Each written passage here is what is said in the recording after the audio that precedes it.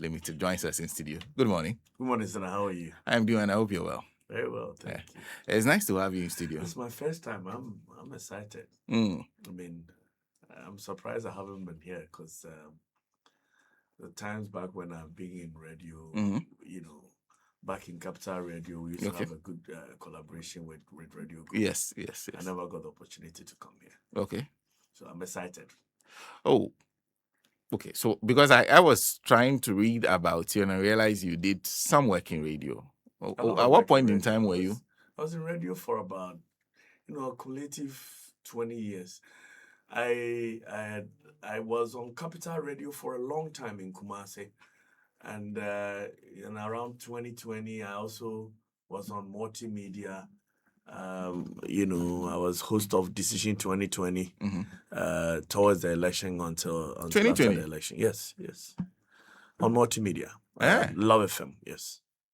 So about 5 years ago, you were on radio. I was still on radio, yes. I was hosting, I was just a part-time host for multimedia. Okay. On the show Decision 2020 was the show leading to the election of 2020. Yes. So that was the last time we were on radio. Yeah. Since then, that was they called me from retirement. I think I'm hosted. Well, do you miss it? Not now because I have a lot I have to do. Okay. I'm excited to see the microphones when I see them, but there is always so much on my plate. And I'm serving in a different capacity that I like. So I think it's all good. Anyway, publishing and some media, of us have to leave for some other people to come, That one is true. Very, very, very true. And then there's also one thing I also found out about you. Your very first, what do you call it? When pursuit of higher education, you started with an HND in pharmacy. Yes, I did. So you are a qualified pharmacist? Well, you could say that pharmacy technology is not a degree pharmacy. Okay. But it's, I worked also in the pharmaceutical industry for long, transcending, pharmacy representative for GlaxoSmithKline Wellcome, and some other pharmaceutical companies to serving as a pharmacy attendant, and I own one now. Okay. You own a pharmacy? Yes, and I'm married to a pharmacist too. Okay. So you did do the HND. You worked with the pharmacy in the pharmaceutical industry. Yeah, significantly before I went to law school. Wow. Why did you decide to leave that for law school? I wanted to find out. Let's do a personality profile another time. Because I was looking at the diversity in terms of how you move from one place to another. Have you been a hustler before? Yes. You see, for a hustler, you would have done a bit of everything. That's the picture. But it's nice to have you in studio. I'm very happy to be here. I always love to speak to people who have done the job I am doing now, and I've moved on, and are now doing bigger things like you are. Well, don't call it bigger things. Just call it other things. Other things. By the way, how long have you been in charge of Ghana Publishing now? 16th February is when I went, right? So it's just about 11 months now. 10 months. Okay. 11 months almost. Okay. Yes. Okay. And so far? So good. So far, so good. So great. From what we met, when His Excellency the President came to us, he said, for a long time when you send somebody to Ghana Publishing, it felt like you're sending him to Siberia. And that's just how you must have felt if you got to Ghana Publishing the time I got there. Okay. You're wondering, so how am I going to put all of this, back in a certain order and make it functional the way I want? And remember, I have been in private sector. I own a law firm and a number of businesses. Private sector is discipline, it's organization, it's austerity. That's how you survive. So when you meet a place that looks a little chaotic, a little more people than you need, non-conformity, lack of punctuality, you're thinking, okay, it's going to be hard to fix this. But God's been good. I met a staff that understood my vision when I sold it to them. Okay. I got the support of management and the union because we all agreed that the issues I had raised existed. Okay. And we all agreed that for a non-sovereign government agency, there was no way we were going to be successful with that kind of attitude. And so with all those problems there, we collectively agreed that we needed to change and to rebuild. And so we did. And 10 months down the line, we have a good enough story to tell. I see. Because listening to you, I heard you use the word chaotic. Well, I mean, I might have overstated it. I don't think it was chaotic, but I don't think it was ever so as organized as you wanted it to be. Okay. Yeah. Then I and you see, you have to remember we are in Tudu. So Tudu itself is is an environment of its own. Yes. So if just merely your security people at your entrance will allow people going to Makola to come and park their cars in your premises, you have chaos. Okay. Do you understand? So, yeah. You go there and the coconut seller is busily with his wheelbarrow peeling coconuts in your premises. You understand what I'm talking about? Not necessarily even the staff. Okay. But you met all kinds of unusual things for a corporate environment. Okay. In the morning, coconut seller, his wheelbarrow is there, he's peeling coconut. The cocoa seller is here. People are coming in and out. It wasn't as organized as you want. Coming from corporate Ghana, some of the things for a corporate environment were quite new to you. Exactly. I see. We needed to fix them. And I also realized you talk about a little more staff than you need. Yes, we were overstaffed. I mean, okay. I'm diplomatic when I say a little more staff than you need. We're significantly overstaffed. Significantly overstaffed? Yes. I mean, this is a company that had, a staffing of 250 when, in my estimation, you didn't need more than 150. 250? Yes. You didn't need more than 150? No, for the job that was happening there. At the time when I went, you didn't need more than 150 and they had 250. You would understand also that you have political actors, at the time when political actors in an election year running a place, you needed discipline. Otherwise, you are employing, if you want to be MP, in your hometown, and there are people who are unemployed and, it's easy to want to help and gain some favor. And you have people, board people, different people always. It's difficult, I can understand. But bottom line is that when you have a non-sovereign government agency, which means your money has to be sufficient for you. Okay. And you have run on what you generate. Yes, and you have more people on your payroll than you need. It's a problem. Okay. And which is what I met.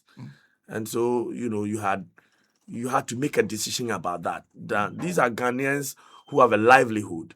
So when you think about the health of the company, you consider, am I sacking 100 people so that they go home and do what? And if I don't sack 100 people, am I sinking the entire company along with the 100 people?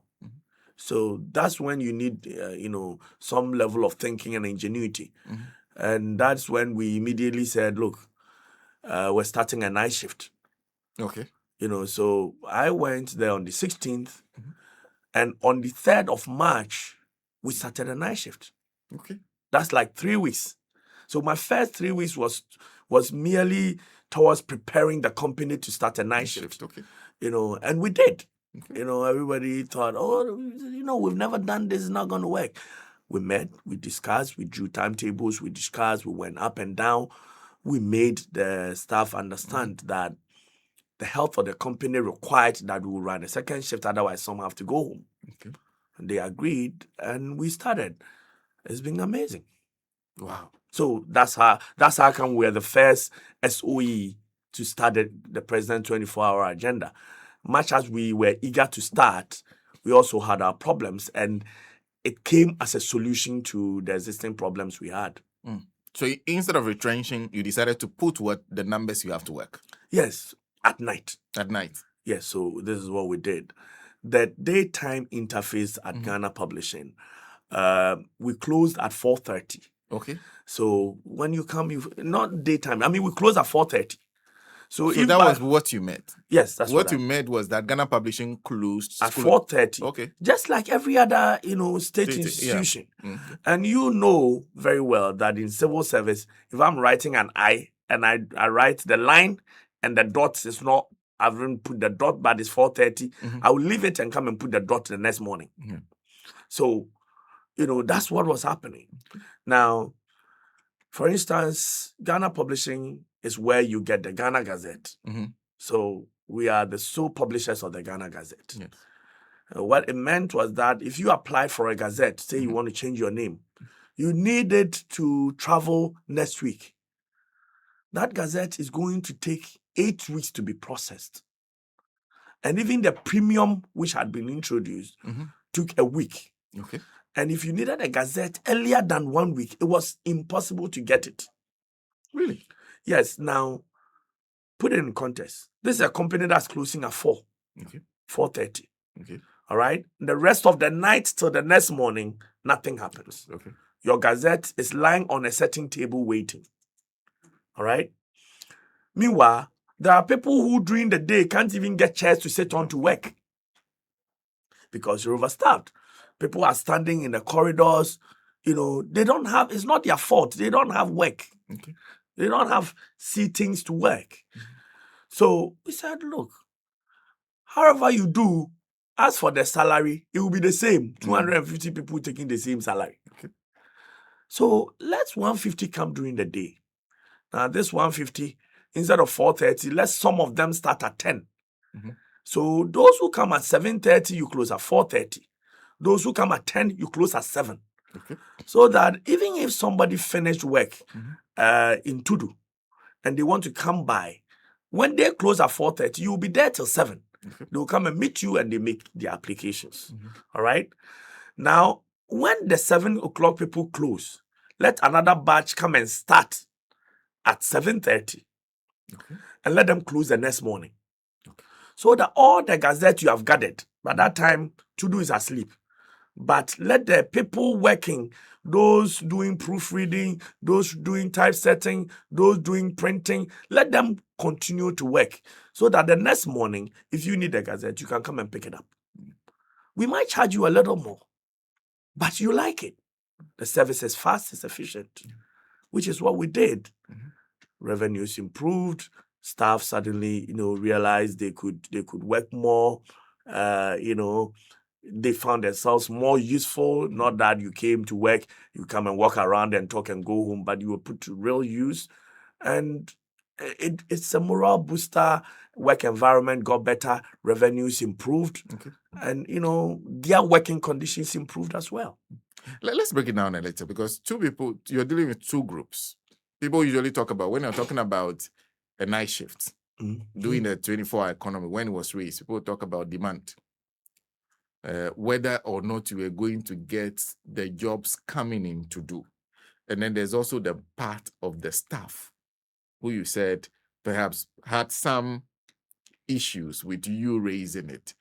How did those 2 work out for you? How did the staff respond? And then are you getting the work to do at night?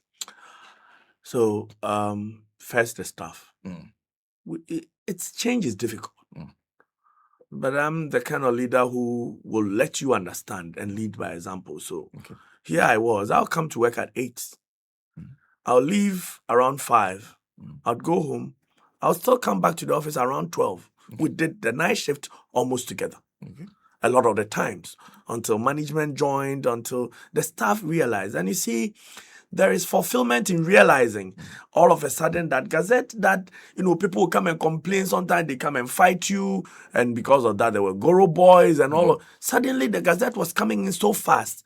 We could do a 24 hours. So you could come in today and get it tomorrow. The staff themselves saw the benefit of what we're doing. Because you see, for us, it wasn't even about volume of work only. It was about the turnaround time. And once we brought, even the regular gazette from 8 weeks to 3 weeks, and, we were able to now reduce the premium to 3 days and introduce a 24-hour service, they saw that their efforts was benefiting Ghanaians. But you see, again, whether or not there was demand, it's a chicken and egg situation. Hitherto, there was a lot of jobs that won't come to Ghana Publishing because we are closed by the time the job is available. I'll give you an example. When we went, Ghana Publishing had not printed the Ghana budget in the years preceding us, the 7 years preceding my arrival. Ghana Publishing Was not the company printing the Ghana budget or the State of the Nation's address. Okay. Because by the time it's ready, you've closed. Oh. The budget is always available around 11. It's never available by 4:30. And even if it came to you at 4:30, you are closing. Closed, yeah. So, but when we started a 24-hour shift, the first budget that was read by Finance Minister Honorable Atufosin was printed by us. It came in around 11. We sat around, we worked on it. Then next morning it was ready. Parliament took it, they went. They were satisfied. The mid-year budget came back. We did an even better job. And the last budget came in around 11. We even did customized copies for all MPs. Because then we become used to it. We had now acquired digital printing equipment. We're set up properly. And so now, look, I can be sleeping around midnight when, some of the ministers, some CEOs will call me and say, MD, we have some work that has to be done this night. Are your people able to do it? And I say, yes. And they will share the work and we will call and it will be done. And now private individuals come to us. We've printed books for people overnight and for them to launch the next morning. So people know we are available even at night. Now they're bringing work. But if you are not available, then who cares? I mean, you can't do the work. But that also then adds to your portfolio, a tag of efficiency. Because then people know if we give him work, not only will he will deliver on time. And when it comes to the printing industry, time is always of the essence. Somebody wants a funeral poster, it has a deadline. Somebody wants funeral brochures, it has a deadline. Somebody is going to publish a book, there is a date. Every document that people want to print or publish has a deadline, after which it is not useful. So it is our ability to work within time that now positions us as a serious, company in that space. And now when we are seen as a serious company in the space, is the reason why the president, for instance, will visit and say, in fact, the finance minister will read the budget and say, this year's free textbooks that will be published by the government will be published by the Ghana Publishing Company. And it's the reason why the president will confidently reiterate that. Because you position yourself so that nobody would dispute that as a state publisher, you are more than capable. And that even in this industry right now, you are a leading player. So this is what's happening. So, because I've always wondered, I've heard about Ghana publishing the Gazette, but I always wondered, because within government, there's lots of publishing that is done constantly. There are many materials to be printed. You're saying that when you went there, most of this didn't come to you? Yes, they didn't. And, to be fair to the state agencies, they couldn't come to us because we had difficulties in the ability to deliver. Okay. What do you mean when you say that? Is it in terms of the closing times, or there were other things that you had? Closing time was one of the things. There were infrastructure was another thing. Okay. We didn't have enough equipment. For instance, when I went, we didn't have one functional digital printer. Digital press. None of the digital. We didn't have any. What they had was non-functional. Okay. You understand? So I immediately had to acquire one. Okay. Because, for instance, there's no way you can print, for instance, the Ghana budget offset. And there are jobs that don't come in the quantities where offset printing makes sense. Offset printing requires quantities, otherwise it doesn't make sense. So there are and maybe because the company had positioned itself such that it also didn't think about needing to compete for those other jobs. So it was okay with printing, the Ghana Gazette, and that is for anything else. If you brought it, was this one we don't print it here. Go and find somewhere to print it. So that was the situation. But I felt that as a leading publisher, the state publisher, it was not acceptable to turn down jobs like that. We needed to position ourselves to accept them and to do them more effectively. And the more we did, the more we'll be able to do. Because then you get revenue, then you acquire more equipment, then you're building. So the mentality to build the organization and raise it up to a certain standard is what will push you to now want to position it in a place where it can do certain things. It takes a certain vision and commitment to do that. Okay. And we came with the mentality and with the vision that said you can do more and why do less. So yeah. And I'll come to the president's what the president said and how you felt about it. But I want to just take you back to the beginning. This was offered to you. When it was offered, what came to your mind? Well, I knew that, and different things were said at different times. If you know how the appointment process goes, it's discussions here and there. But I knew that the president wanted me to serve in a certain capacity in his government. I was willing to serve. I was willing to serve in any capacity he gave me. Okay. And when Ghana Publishing finally was settled on, my resolve was that this was going to be a challenging task. Okay. But I believe that, I had been chosen only because people see, the president and my minister and the people who chose me knew that I was capable. I've been in private sector, long enough. I've established businesses. And this was a vote of confidence in me. To be honest with you, I was overwhelmed when I got there. But you only have to catch your breath, take a deep breath and look around and start thinking, okay, what do we do with X? What do we do with Y? What is this? And, I had a team that supported me. We worked together. My executive assistant, Joshua Ira, very fantastic guy, brainy guy. We're on the tax right from the start. My corporate affairs, Lantan Papanko, these are people who have also been in media. There are people, the team we went there with was dedicated from day one. Okay. And so we got to work. And, by April, we got a board that was also, forward thinking, a 9-member board, led by our board chairman, Mr. Machulaote, a very young, dynamic person. So I've been lucky, but partly, I've been lucky because I've had the right kind of team, right kind of people, and I've had, for myself also the right kind of attitude and mentality to move this company forward. Yeah. And when we went there, what was your vision? Because I heard you talk about vision. Where do you plan to take Ghana Publishing? I live in Kumasi. My family is in Kumasi. I have a law firm in Kumasi. Our business is in Kumasi. So when I left and came to Accra, this is my resolve. If I'm going to run a publishing company, which is a job I've never done, it has to be top of the range publishing company. Okay. Otherwise, then the sacrifice you're putting in may not be worth it. Okay.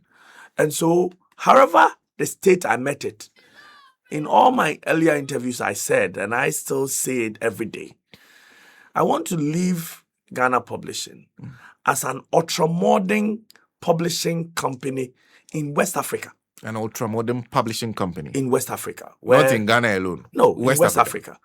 Where everybody from Nigeria, Benin, Togo, if you want to do something publishing, you want to go to Ghana and get it done because Ghana has the most ultra-modern publishing company in the sub-region. And Ghana is almost always known in West Africa for having, modern, state-of-the-art, efficient things. Our state publisher must fall in the same category. This is what I want to do before I leave. And so that's from start being the vision. Okay. And it is a reason why, we worked on a digital press. I mean, I don't know if you saw in the news when the president came, from not having one functional digital, printing equipment, to he came to commission a digital press center where we have everything. Okay. Everything digital press. You now have been able to set up a place where digital printing is done. It's done. It's on its own. It's a center on its own. That is where we do our digital printing, and and the president came to commission it. And now we print banners, we print posters, we print everything. That's what we have done. Now we move from just setting up a digital press center to making sure that, for instance, Gazette is now possible to apply online with your phone. So apply for Gazette online. Yes, with your phone. Okay. Because we introduced e-Gazette and it's functional. It had been launched before I came, but when I came, it was non-existent. You would ask, okay, so how do I do this e-Gazette? Nobody knew. We got consultants, they started a job, we went through it, and now there is a platform that's functional. Okay. So we are gradually also building up to the digital space. We would have an online bookshop, we will have, what it takes to be modern today, which is a lot of paperless and online things, digital. Okay. And then we'll move from there, God willing, with the right revenue, with the right support, to maybe security printing, for instance. It's something we really want to do. Okay. Because when you want to be an ultra-modern state publisher, you have to position yourself so that for things like checkbooks, like the Ghana passports, like even the West African neighbors can bring things like their passport to you. And you will be able to print and publish that. Okay. So we want to become the state publisher properly and not just a name, where everything Ghana needs to publish comes to you. He should be able to come to us and get it done. We must not. And this is my point. Why is it that a private person, one individual, can set up a publishing company that is capable of publishing things, say the Ghana passport, and the Republic of Ghana has a publisher that cannot do that? It baffles me. So we should be able to do that. I mean, we should get to a point when the private sector, if they want to publish or print something and they cannot do, then they bring it to the state, because then the state has more sophisticated infrastructure that can do more than what an individual can procure. So that's where we should get to. And I'm wondering, because you are at a point where you have now commissioned a digital press center. Now, in your action plan as to how to get to where you want to get to, how far have you gone? Where would you say you are? As of this stage, we probably are just about 40%. 40%? Yes, of the company's full potential. Okay. There are things we will need to do, a lot of things we will need to do to get to 80% and to 90%. 100% you probably never, will get there. Things are more sophisticated elsewhere. But when we bring the potential to about 80%, we will know that, we're doing well. We'll call it halfway through. Specifically, what has to happen before you say, I am at 80%?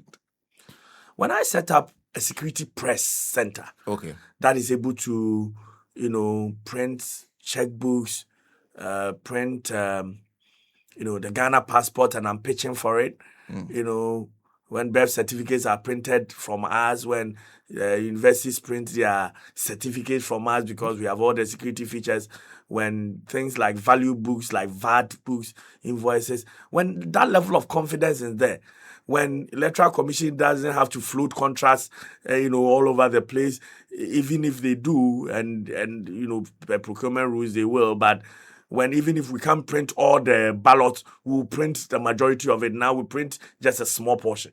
When the name Ghana Publishing becomes synonymous with everything publishing and print, we will know we are there.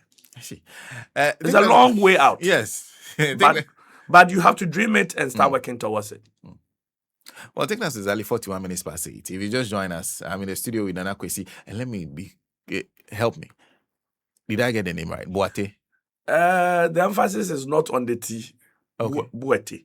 Boatey. Yes. Okay. It's an Achim name. Okay. Yes. Okay. Boatey Esquire. Yes. He's a lawyer. Has done work in pharmacy. He's a media man. Now he's doing publishing. That's what the president has assigned him to do. That's what I want you to do for me.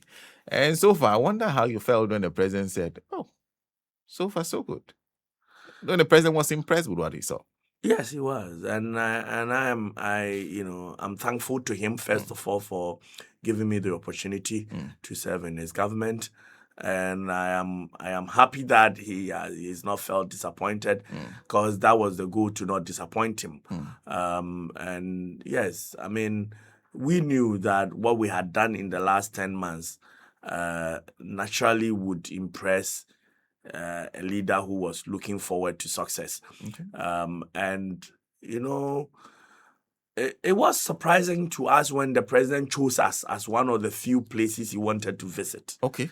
Because as far as the records I met are concerned, no sitting president has taken time to go to the Ghana Publishing Company to visit it. No sitting president has ever been to Ghana Publishing. Not under this republic. Okay.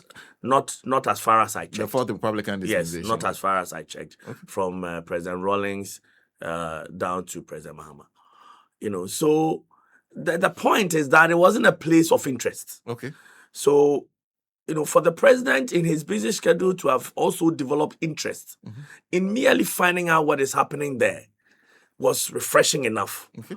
And when he came, of course, he wouldn't just come, for us to get his attention meant that he had heard something probably was going on.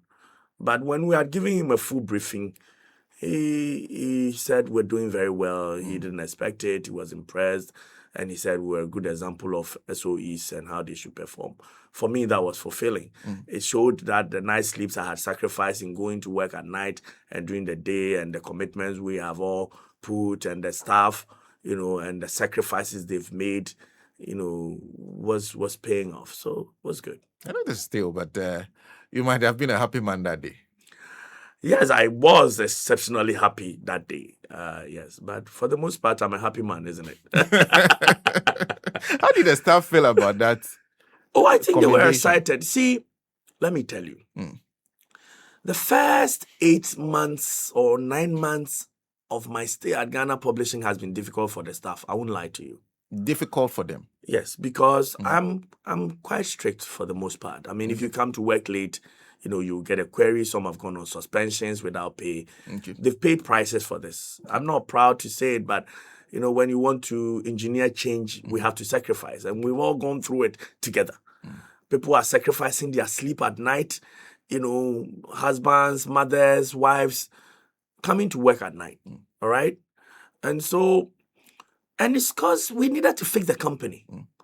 So when in December, when we had our end of year, and we said that the company was doing well and gave them a 13th month salary for a Christmas bonus, and announced a 40% increase in their remuneration for this year. 40%? Yes.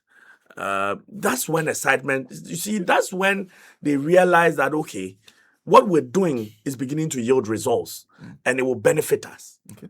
So from there, the energy changed. Oh, okay. From December, you would see staff morale had changed.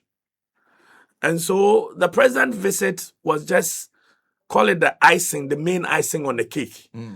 And I want to believe that with all of that happening within 2-3 weeks, staff morale is now so high, and we would be able to feed on that to do a lot better. Because I wonder, I close at 4:30, and you as a chief executive comes in, looks at me and say, no, 4:30 is not good enough. Now everybody now goes to a shift that runs to 24 hours. Then you also have a situation where the normal, we're doing the minimal.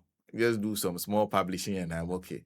Now you're stretched. And sometimes when you do that, they get, when the job is urgent, you get to do an overtime. Okay. And you get paid for that. So that was another incentive. Okay. So now by running 24 hours, you're also taking away overtime. Okay. So that wasn't good at all. The small money we will get when we do overtime to now, we are doing a night shift, so we don't do overtime. So, and that was the reason why we decided that we needed to fix the remuneration so that people are not naturally engineering, extra work by delaying the regular time. So all of these. So it was initially difficult, but I think that now if you did a survey around Ghana on which staff are happy, Ghana Publishing will rank as one of the happy institutions. So.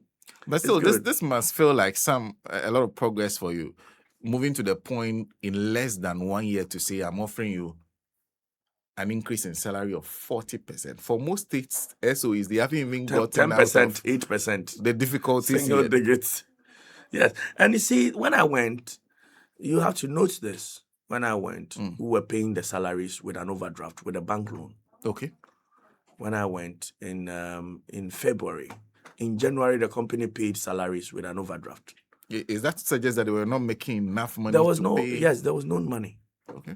There was no money. So, again, it is fulfilling to know that in 10 months, from a company that would borrow money at the end of the month to pay the staff, so your salary may come in batches, you realize that some people have been paid, some haven't been paid because, we're making arrangements, to one now that does not only pay you your salary, we don't borrow, but we can pay you twice in the month of December and increase your remuneration by a whooping 40% in January.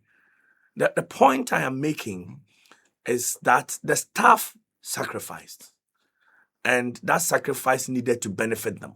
Okay. You understand? All the sacrifices that were made, the objective was to, when the company could breathe easy, translate it into the welfare of the staff. And so far, I think they're happy about it. There's a question that has come in, and that was going to lead to mine, because I wonder, you said you are in Tudu. Yes, that... Is that the only one you have? Ghana Publishing, where they used to call Assembly Press, next to Accra Polytechnic, Accra Technical University, opposite Novotel. And so we're in between Controller and Accountant General and Accra Technical University and opposite Novotel. That is the main Ghana Publishing company. Ghana Publishing used to have branches in Tema, in Takrade, but Divestiture took over. Okay. And a lot of the state, facilities were sold. Now, this one remained because it was Assembly Press, and where you publish Gazette and Parliament, Acts of Ghana and all of that. You could not, every state needs one. You can't just sell it off. So this was what was remained literally by force, but over the time, when I came, my predecessor opened one branch in Kumasi. It's an outlet. It's not, we don't print there. We just gather gazettes, keep the records, bring it to Accra. We print it in Accra and we send it back. So it's an outlet. We're hoping to be able to convert it into a full-fledged publishing house. Okay. And over time, God willing, when our financials are good, we'll look at Takrady, Tamale, and other places. Those are long-term, though, because setting up a press is expensive. We have to be realistic. But my question really is, how well can we fix the one we have before we look at where else we can go? So the main office of Ghana Publishing is the one that we have in Tudu. Let's hope that we'll be able to expand beyond it soon. So your focus now is on what you have. Work on what you have. making sure that what we have is ultra-modern enough, is capable of doing everything that is required of, a modern publishing house. Before we look at, where else we can go. And this is the question. Please ask him when is he opening the regional branches? Because, like you said, formerly you had them. Do you have a time frame which you will say, okay, at this point, let me try and see if I can do Kumasi full time? We don't have a time frame because there is a lot of work to be done at the office we have. Okay. And I want it to get to the right place. It is not quantity, it is quality for me. Okay. Now, how then do we serve the rest of Ghana is the question. Okay. So, for instance, we currently have a partnership with Ghana Post, where if you need a gazette or some other services, that we do here, you can go to them. They bring it to us and we send it via courier. We are also making our presence in the digital space big enough, so gazette and other things you can apply electronically. So we're providing those platforms to be able to reach out. But I am not one that believes in just for political expediency or for any other reason setting up branches that I cannot effectively control or serve the people of Ghana with. So we will get there as part of a broader vision. But we have to get there when we get there. Please remember, this is a non-subvented government organization.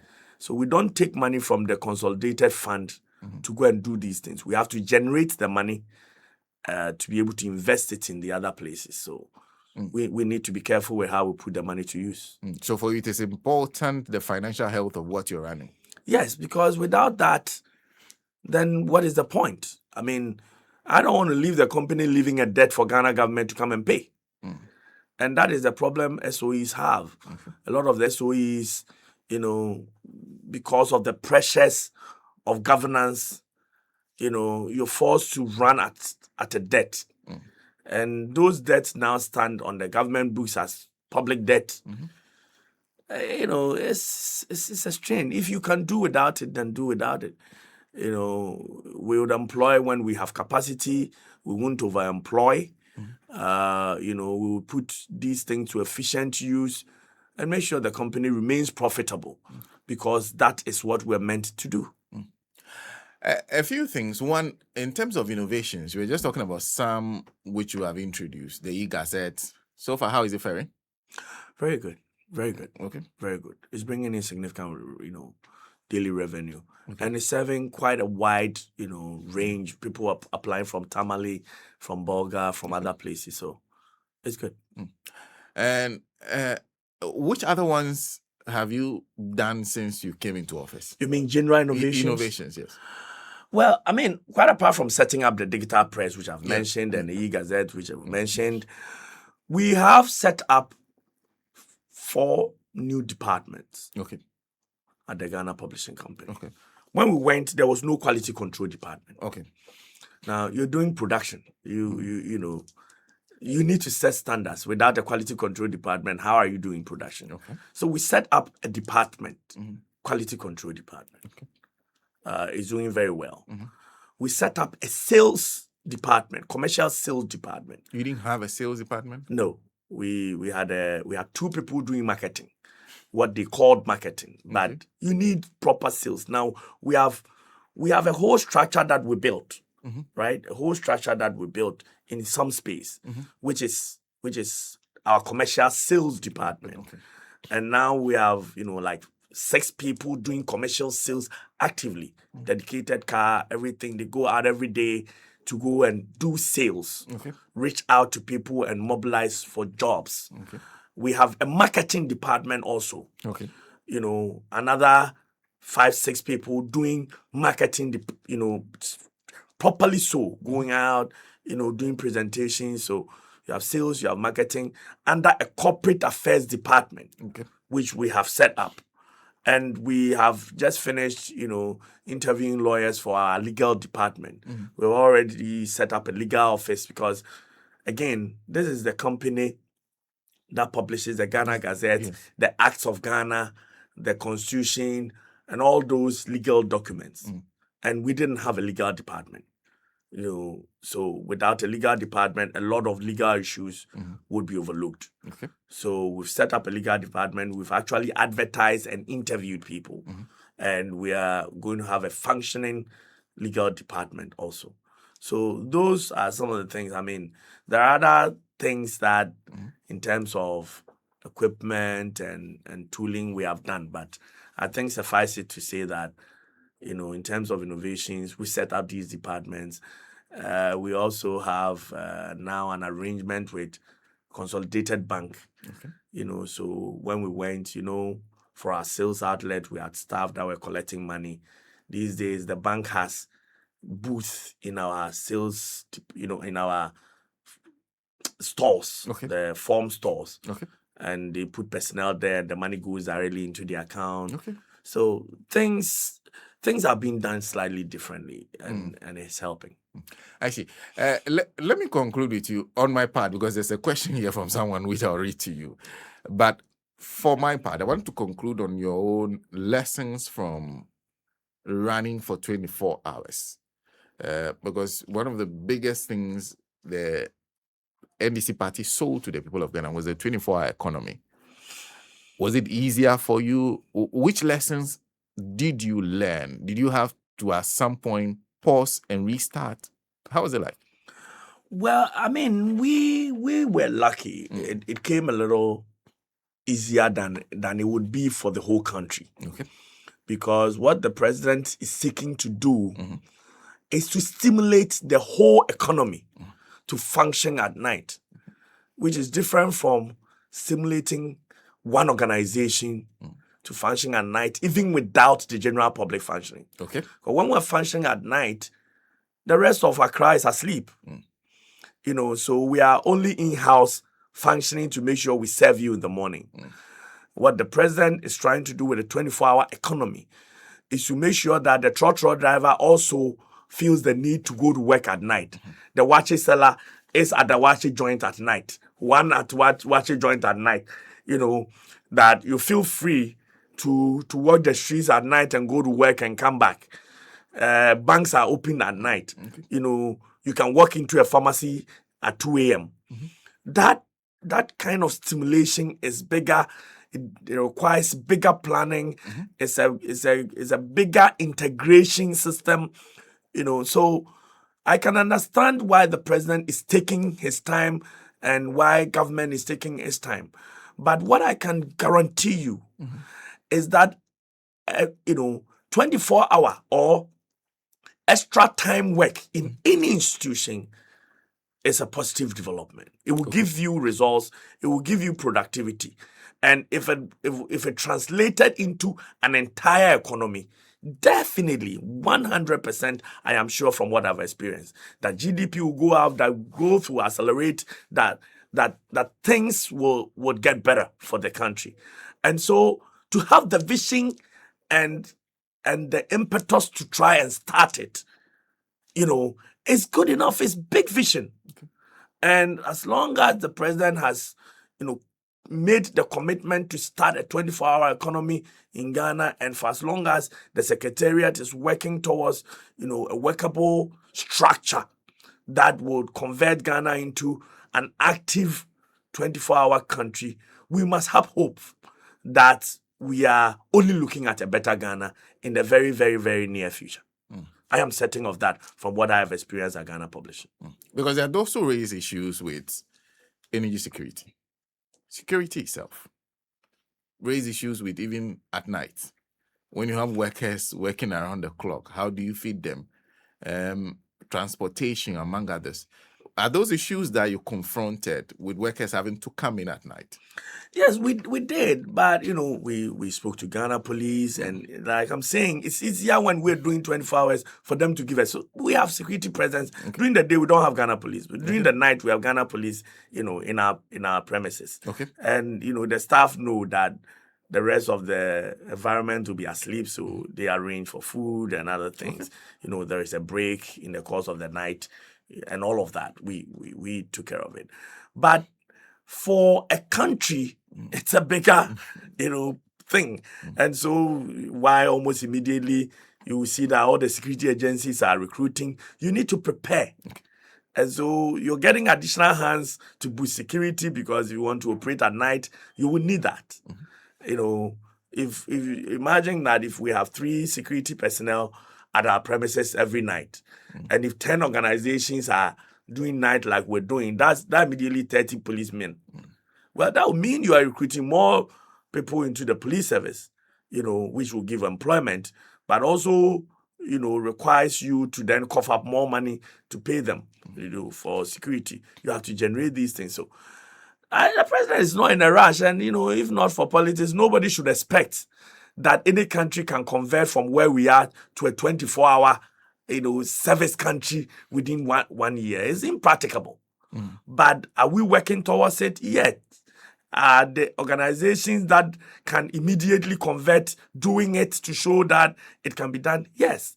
And so, I know politics will get people shouting, oh, their flagship program hasn't started. But Ghanaians understand. And they know that is a process and we're going through it. We will be the better for it, trust me. Ghana will be a better place with a full force 24-hour economy. We will be.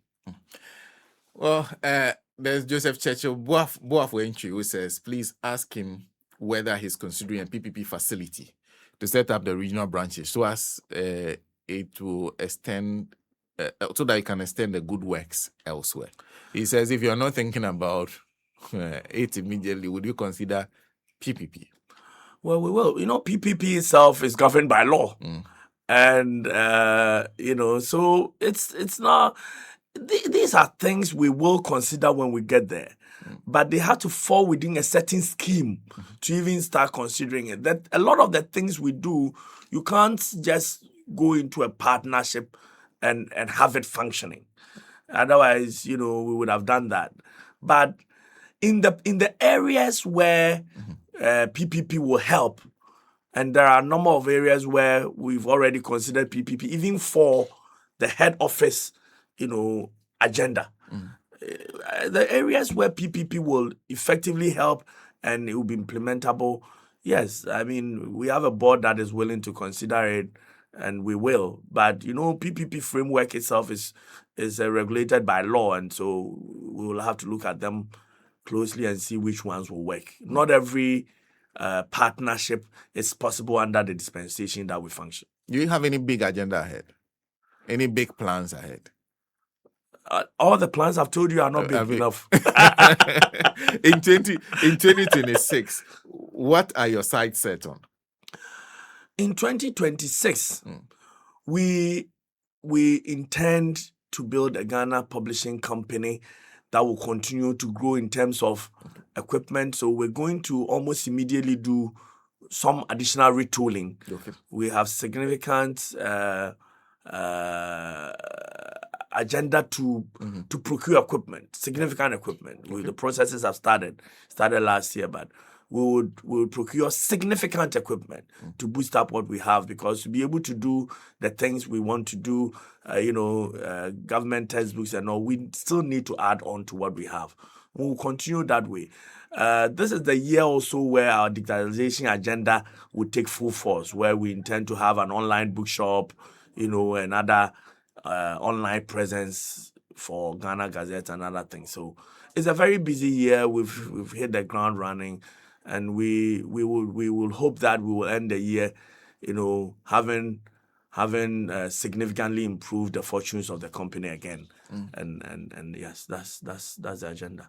And congratulations once again. It's rare to hear your boss say you're doing so well. Thank you very much. Especially at a place where perhaps even you didn't expect. Well, he himself called it Siberia. When he was sending you there?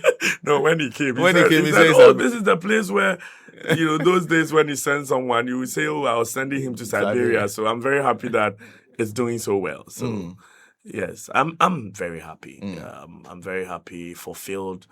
And the vote of confidence that His Excellency has reposed in us even gives us better drive to do better. So look out for it.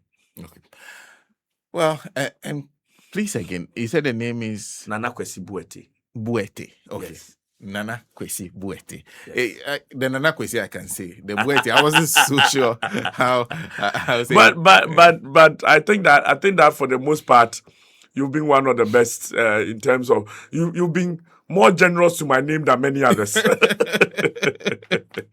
Thank you very much. I hope to have further conversations with you in the future on the things you do. All the time. Just call on me. Well, I just spoke to the man with a plan. The plan seemed to be working for him thus far. So much so he got a commendation from his boss, the big boss himself. And we wish you all the best. Sena, thank you very much. And thank you very much to all the listeners. We'll be here soon. Yes. He's the managing director for Ghana Publishing Company Limited. If you've brushed them off in the past, next time you're doing your printing job, perhaps try them and see for yourself with the work that he's doing. Well, taking us to 6 minutes past.